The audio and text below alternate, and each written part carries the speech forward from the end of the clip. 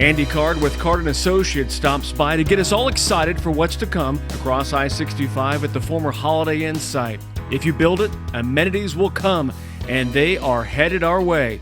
Andy Card tells us what we can expect on episode 132, and it starts right now. Welcome to the Lebanon podcast, highlighting all the great things happening in Lebanon, Indiana. Have an idea for an episode? Send an email to lebanon@lebanon.in.gov. Hey everybody, welcome to this episode of the Love and Lebanon podcast. Joe LePage here, Community Development Director. Man, I'm so excited, and goosebumps. So it will be a theme that keeps coming up in this conversation. We've got Andy Card with Card & Associates joining us here on the pod. Andy, thank you so much for being here. Appreciate it. Hey, Joe, you're welcome, man. I appreciate being invited. I get really excited about doing this podcast, especially when we have new and exciting things to talk about at Hickory Junction and really for Lebanon as a whole. Things are just really starting to hit another gear out there, as we say. And it's crazy to think about. The gear that you guys are already working with right now is just a breakneck pace. It's amazing. And weekly we get out there, we get the drone in the air. Everybody, you've probably seen it on Facebook or LinkedIn, and we take a look at everything, and it's incredible to see the transformation week by week. And you're saying that things are even picking up at a faster pace, not only at the field house and the cottages that we'll talk about, but surrounding it. The pace and the interest, just incredible. Yeah, you're right. You know, we chatted a little bit in our pre-show chat, and I'll tell you, since the couple of things have happened. Once we got our final permitting from NDOT, which basically they gave us their full blessing on where Enterprise Drive is going to go with the new roundabout, then that sets the keystone of the inside of Hickory Junction for the rest of the roads and the lots. And once we were able to get that out in our marketing information, it's just been a stampede of interest and, quite frankly, LOIs going back and forth to be executed with restaurants, the hotels, the retail, all the amenities that we have been talking about that were going to come in addition to, you know, the field house, and then of course what Bel Canto, the Hickory cottages have already started. And everybody, we kind of had a disclaimer when Andy and I were talking before we hit record. We're not going to share any names, but we can just share the excitement and the fact that it's so many different levels of amenities and different things like you talked about, the hotel amenity, the retail, the restaurant, all those things. You're saying that, especially after the NDOT decision was made, the word you use, I love it, stampede. They're coming out. They want to get in. They want to get here. They want to be in Lebanon. Yeah, and I got to give credit. You know, it's a simultaneous reaction to the state and, you know, Mayor Gentry and his folks in Lebanon, you know, continuing to take advantage of all the development through the LEAP project and all the things that are going to go on up with I-65 and some of those announcements with Lily's and others coming. So, you know, we've been in close contact with both local and state officials, and they're really looking at Hickory Junction in Lebanon to kind of be the new amenities for people that want to come to Lebanon and make that their home now and have great jobs. I mean, it's, you know, we went from having this wonderful athletic facility, which certainly is a great amenity, but not only do people want to live around those and raise their kids and be able to use facilities like that, but they like all the other amenities that come with us. So, you know, you're not going to have to drive too far anymore to really have all the stuff, as I say, close by in Lebanon to entertain yourself. You know, we're talking to indoor putt-putt, gaming. It just goes on and on and on. And you said before in our disclaimer, we can't really say names, but next 30 to 60 days, if you'll have me back, we'll start being able to say some of those names. And as we get closer to our grand opening date in late December, January. It's safe to say, Andy, we'll have you on whenever you want to come on and share these updates. It's safe to say, though, if folks at home are thinking it, chances are that amenity has knocked on the door, has reached out to you and the folks at Card and Associates in some way, shape, or form? Yeah, that's absolutely a true statement, and it takes a step beyond that. The vision that I brought to mayor and staff was, let's do this, but let's do it right. Let's try to make this a little different than any other city in Indiana. We don't necessarily want to be like Indianapolis or Noblesville or Carmel or Fishers. They're doing their own thing. Those are great cities. They got a lot going on. They all have had a lot of announcements. But we're gonna make Lebanon. When people talk about Indiana, they're talking about Lebanon now in the conversation. And so we're gonna parlay off of that, and we're gonna do some things different. We're gonna bring amenities that aren't in any other locations right now in the state, but are very popular in other towns like Nashville, for example, or Austin, Texas. Those types of things and it's everything. It's theme hotels, it's restaurants, just a total different look than what you would be used to in Boone County. And that's kind of the vision. Then we're going to be talking about, where do people live to use these amenities? And it just goes on and on and on as a domino effect. Did you expect it to progress and have this much interest, or is it surprising to you the fact that every time you look at the facility, things are moving and shaking and moving at a fast pace? But then, did it surprise you at all, the stampede that you saw and felt when things really got going? Yeah, I wouldn't say it surprised me that it was going to happen. Validating, maybe? It surprised me that it's happening this fast. Yep. And, before people flip out too much, I will tell you that it is a very controlled process. I'm working very, very closely with Mayor Gentry and his staff, and we're probably saying no to more than we're saying yes, because one thing that Mayor and I we're absolutely dialed in on, this just isn't, let's just start bringing all this stuff in and piling stuff in Lebanon. It is a very thought out, methodical process of what's going to go in this amenity and around it, quite frankly. And we're going to make sure that all of Lebanon benefits. I mean, I'm actually already looking at properties in Lebanon to, enhance what we're doing out at Hickory Junction. So it will be controlled. And I'll just give you an example. We were one of the lead sponsors and donors to get an alleyway built in downtown Lebanon that's going to be a monument to the fact that Hoosiers, the movie, was Alley-oop, filmed in that Lebanon. Alley-oop project, for sure. Yeah, exactly. So we are so excited to be about that, and we got the phone call. We reached out to some of our other partners, and I think we doubled what we were trying to get to raise it. And so it's going to be that's just one example of how we're looking to upgrade and bring new redevelopment to downtown Lebanon, but also keep that kind of Hoosiers feel, right? Yeah. We're not going to. It's not high-rise condos.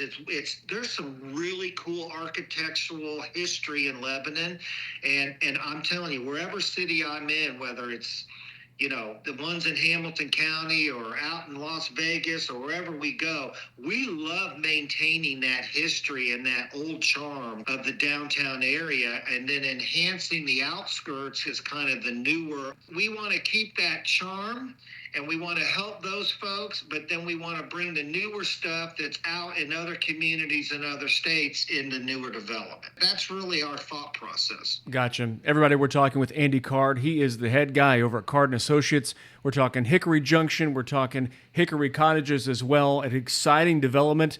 As far as timelines go, you're still optimistic about maybe seeing things at least open from a soft perspective pertaining to the Fieldhouse, maybe even later on this year, early next? Yeah, we one of the things we made a decision on was to make sure that the site no matter how hard it rained, we were able to get equipment back to the site. And so that was a very good decision, as we do in most of our sites. But now the facility is totally under roof, other than one section where we can come in and out on the side with equipment as we build the pickleball courts and the turf. And it'll be closed up soon, but we're already in there drywalling. With that now, we're protected. The parking lots are already in, and the curb cuts, so we can finish those. We're going to be paving here shortly in the next 30 to 45 days to make sure we beat winter conditions. So now that we're covered up, we're not really so at risk to adverse weather. So we're looking at a late December soft opening, January kind of hard opening, either end of next year, first of this year. That's amazing. And you mentioned before we hit record, everybody were talking with Andy in the pre-show, the pre-interview, that you're leaving one side open on purpose to be able to bring in the sport turf and get everything in. There's a machine there, or machinery that you were talking about that was needed to be able to get that thing in there. Once the sport turf's in, boom, the thing closes up and you guys get to work. Yeah, the pickleball courts are going to go first. Gotcha. So we're putting in, I think it's 14 professional pickleball courts that will also be used for recreation. And then as we've talked about before, there's a whole full football field that we can play all kinds of turf sports on, training as well. And yeah, that takes the underlayment of both of those to get them right requires a different grade once you're under roof. So it takes special equipment to do that. Gotcha. And you laid it out perfectly. And by this time, hopefully next month, everybody, we hope to have some indoor pictures to show you. I know we've been flying the drone over the exterior of Hickory Cottages and the Junction, the Fieldhouse as well. We want to take you inside. If you can kind of set the stage, Andy, of when you walk in the door, the scope and scale of this building just really kind of blows your mind when you look at it from the road as opposed to when you walk inside the facility. Yeah, it's a thing of beauty and work of art from the outside, but I was there last week and I walked inside and I really had to stop. Actually, we drove inside, and there was 30 cars in there from construction guys, and they look like Matchbox cars. But I tell you, I had goosebumps for a good 2 minutes, and this isn't my first one, and we've got others under construction, but this one is just special because it's the largest that we've done to this date. It's the most thought out, and it involves pickleball, which is a new sport. And I'm telling you, it is one unbelievable facility. I can't wait to open it up to the public.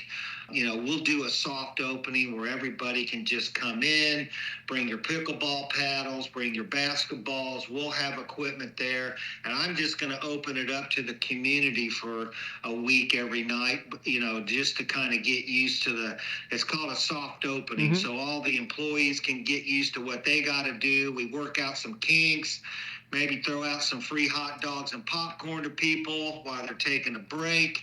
And I'm just anxious to really, really show it off. It is really, really, really spectacular. It's really unbelievable. There is nothing else like this in the world right now. I can say that unequivocally. And can you kind of feel the excitement level that Andy's got? I'm kind of picking up what he's putting down as well. And you talked about the excitement and the fact that you have seen a number of these facilities and your excitement to open it up to the public, soft open and legit open that thing in 2024.